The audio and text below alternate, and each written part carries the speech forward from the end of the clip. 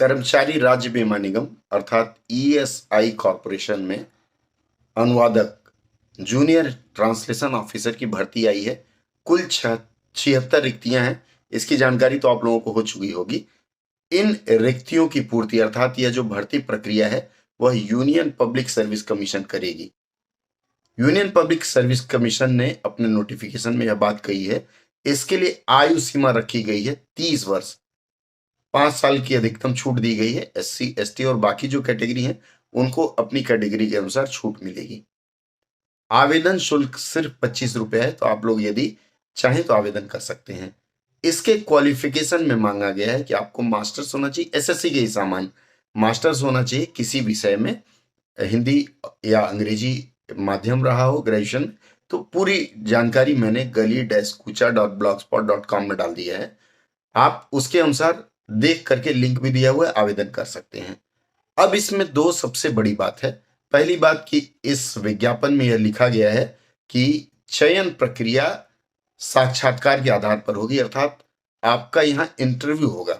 दूसरा इसमें लिखा हुआ है कि अगर अधिक आवेदन आया, मतलब एप्लीकेशंस ज्यादा आए, तो फिर आपकी चयन प्रक्रिया के लिए उन्होंने वे एक टेस्ट रखेंगे, मतलब परीक्षा, लिखित परीक्षा हो सकती है। क्योंकि इसके पहले सहायक निदेशक के पद के लिए जो उनका आवेदन आया था, उनकी रिक्तियां आई थी, उसमें भी था कि चयन प्रक्रिया सीधे साक्षात्कार के माध्यम से होगी, लेकिन बाद में उन्होंने इसके लिए लिखित परीक्षा रखी है और अभी इसका फाइनल मतलब इंटरव्यू नहीं हो पाया है।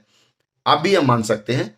अब इसमें सबसे बड़ी बात है कि परीक्षा में क्या पूछा जाएगा, लिखित परीक्षा में क्या रह सकता है या साक्षात्कार में क्या रह सकता है। अगर यूनियन पब्लिक सर्विस कमीशन के पुराने रिकॉर्ड्स हम देखें तो हमें पता चलता है कि यूनियन पब्लिक सर्विस कमीशन जब कोई भी परीक्षा लेती है तो उसका स्तर सामान्य स्तर से काफी अच्छा होता है। अर्थात आपको इसमें हिंदी साहित्य का इतिहास, अंग्रेजी साहित्य के बारे में, हिंदी व्याकरण, अंग्रेजी व्याकरण, अनुवाद, राजभाषा नियम अधिनियम और उसके अलावा कार्यालयी प्रक्रिया भी पढ़ लेनी पड़ेगी, क्योंकि अधिकतम प्रश्न उसी से पूछे जाएंगे। कुछ लोगों को समस्या आ रही है फॉर्म भरने में, वह निर्णय नहीं कर पा रहे हैं कि फॉर्म कैसे भरें, क्या भरें।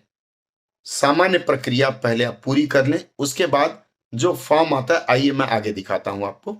आप लोगों की सुविधा के लिए मैंने इसका लिंक मेरे ब्लॉग gali-kucha.blogspot.com, यहाँ देखिए लिंक दिख रहा है। इसमें ये गली कूचा दिखेगा, इसमें आप नीचे की तरफ जाइएगा, पूरा डिटेल देखिए, SIC junior Hindi translator recruitment. आप क्लिक करेंगे, वैकेंसी डिटेल दिया हुआ है, एसेंशियल क्वालिफिकेशन दिया हुआ है और डिटेल्स के लिए इस लिंक पे क्लिक करेंगे और एप्लीकेशन का लिंक किया है। मैंने इस लिंक पर क्लिक किया। लिंक पर क्लिक करने के बाद देखिए जो विवरण आता है, 2 स्टेप में आएगा। पहला स्टेप यहाँ आता है, इसमें लिखा हुआ है कि महत्वपूर्ण अनुदेश, आप इसको बढ़िया से पढ़ लें। पढ़ने के बाद नीचे नेक्स्ट लिखा हुआ है, आप देखिए यहाँ नेक्स्ट पर क्लिक करें और नेक्स्ट पर क्लिक करके आगे बढ़ें। इसके बाद आगे बढ़ने के बाद ये अगला स्क्रीन आता है, यहाँ देखिए चीज लिखा हुआ है अंग्रेजी हिंदी दोनों में। In the event of numbers of application being large, मतलब 76 वैकेंसी है, अगर इससे 4 गुना आवेदन आ गया तो commission will adopt shortlisting criteria to restrict the number of candidates to be called for interview to the reasonable number by any or more of the following. Hindi में अगर कहें तो अधिक आवेदन आने की स्थिति में जो कमीशन है, आयोग है, वह क्या करेगी, इनमें से कोई, पहला इन्होंने कहा वांछनीय योग्यता या एक से अधिक वांछनीय योग्यता निर्धारित की गई है तो किसी एक या सभी वांछनीय योग्यताओं के आधार पर, मतलब अगर आप नॉन एलिजिबल हैं, पात्र नहीं, तो आपको छांट दिया जाएगा। दूसरा इन्होंने लिखा है विज्ञापन में निर्धारित न्यूनतम शैक्षणिक योग्यताओं से उच्चतर शैक्षणिक योग्यताओं के आधार पर, मतलब जिसका हाईएस्ट है उसको ले लेंगे। तीसरा है इसका विज्ञापन में निर्धारित संबंधित क्षेत्र के न्यूनतम अनुभव के उच्चतर अनुभव के आधार पर। इसमें इन्होंने एजुकेशनल क्वालिफिकेशन में यह दिया हुआ है कि आपके पास या तो डिप्लोमा इन ट्रांसलेशन होना चाहिए, यहाँ देखिए एंड रिकॉग्नाइज्ड डिप्लोमा और सर्टिफिकेट कोर्स इन ट्रांसलेशन और वाइस वर्सा होना चाहिए। नहीं है तो इन्होंने लिखा और 2 ईयर एक्सपीरियंस। अब मान लीजिए इनको अनुभवी आदमी मिलते हैं, हो सकता है आपको रिस्ट्रिक्ट किया जाए, लेकिन मुझे नहीं लगता कि इस आधार पर स्ट्रिक्ट किया जाएगा। उसके बाद इन्होंने कहा अनिवार्य योग्यता प्राप्त करने से पहले या बाद के अनुभव की गणना कर सकते हैं, और अगर यह नहीं होता है तो भर्ती परीक्षण आयोजित करना बाई होल्डिंग रिक्रूटमेंट टेस्ट, और यही होगा आपके मामले में कि एक रिक्रूटमेंट टेस्ट आयोजित किया जाएगा, क्योंकि ईएसआईसी में सहायक निदेशक अर्थात असिस्टेंट डायरेक्टर के पद की नियुक्ति के लिए यूपीएससी ने भर्ती आवेदन मंगाया था, और उसमें लिखा था कि अधिक आवेदन आने की स्थिति में लिखित परीक्षा होगी। लिखित परीक्षा ली गई है, अभी तक उसका साक्षात्कार अर्थात इंटरव्यू नहीं है, क्योंकि ईएसआईसी का यह पद ग्रुप बी पोस्ट है और ग्रुप सी पोस्ट के लिए ही इंटरव्यू साक्षात्कार खत्म किया गया है। हालांकि कई जगह बी के लिए भी किया गया है, लेकिन यूपीएससी कह रही तो आपको देना होगा। अब इसमें क्या है, आप इसको पूरी तरह पढ़ लीजिए कि आपके पास सारी योग्यता है, तभी भरिए। अप्लाइंग या अपीयरिंग कैंडिडेट इसको ना भरें। अब इसमें देखिए अगला कदम है नेक्स्ट। अब हम नेक्स्ट की ओर आगे बढ़ते हैं। नेक्स्ट में क्या लिखा है कि action against candidates found guilty of misconduct. अगर आपने कुछ गोलमाल किया तो आपको ये लोग बार कर देंगे, जो भी है। अगर आप प्रिंट करके रखना चाहते हैं तो प्रिंट कर लीजिए, फिर यहाँ आई एग्री करके आपको क्लिक करना है, फिर प्रोसीड करना है, ग्रीन बटन दबाना है। प्रोसीड करने के बाद यहाँ दो विकल्प आता है, रजिस्ट्रेशन आईडी और पासवर्ड। क्योंकि आपके पास रजिस्ट्रेशन आईडी और पासवर्ड नहीं है, इसलिए आपको न्यू रजिस्ट्रेशन में क्लिक करना है।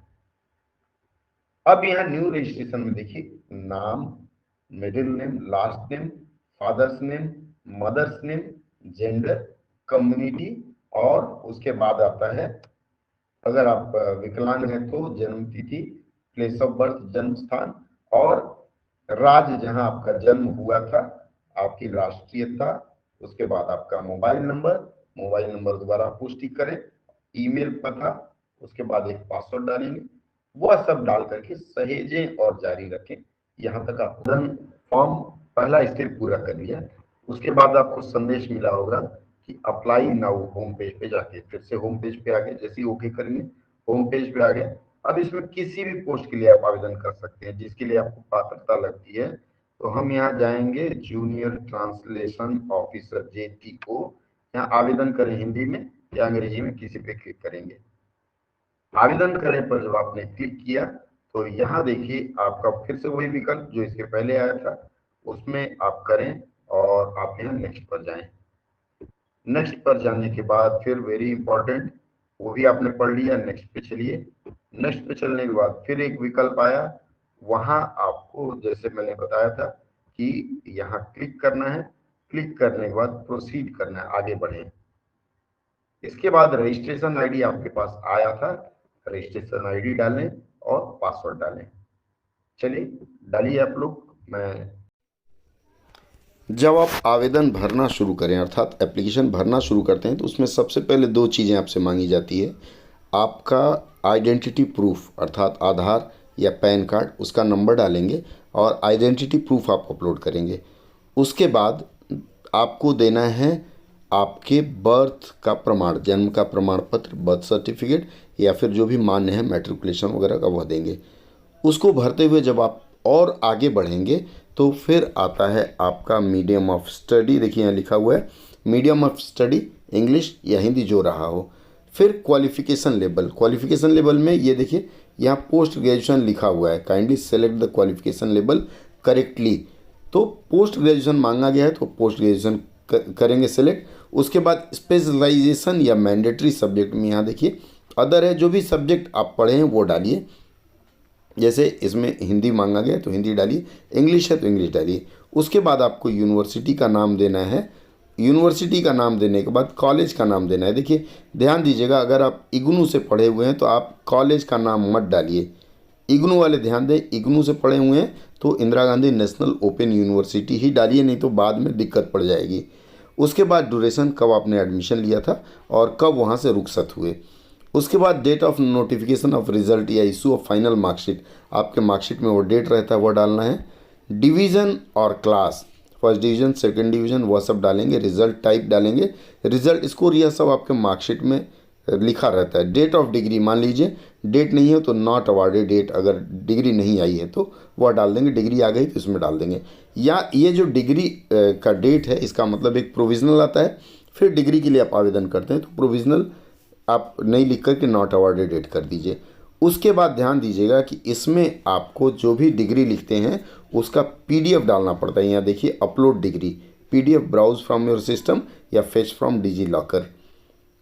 डिग्री भी और मार्कशीट भी, डिग्री नहीं है तो आप उसमें अपना प्रोविज़नल अपलोड कर सकते हैं। ये हो गया एक। इसके बाद इसी तरह से जब आप आगे बढ़ते जाएंगे तो उसमें पीजीडीटी का भी विकल्प आएगा, पीजीडीटी भी आप भर दें और एक एक विकल्प सेलेक्ट करते जाइए और सेव करते जाइए।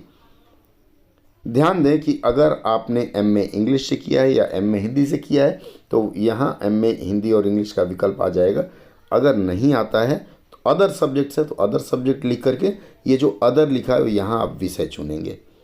बस इतना ही करना है और इसके बाद पूरा आवेदन आपका जमा हो जाएगा। अगली चर्चा में मैं आपको बताऊंगा कि आप किस प्रकार से इसकी तैयारी करें। तब तक के लिए फॉर्म भरना शुरू करें, अधिक समय नहीं है, जितनी जल्दी भर देंगे उतना ही अच्छा रहेगा। मिलते हैं फिर अगले वीडियो में पूर्ण विवरण के साथ।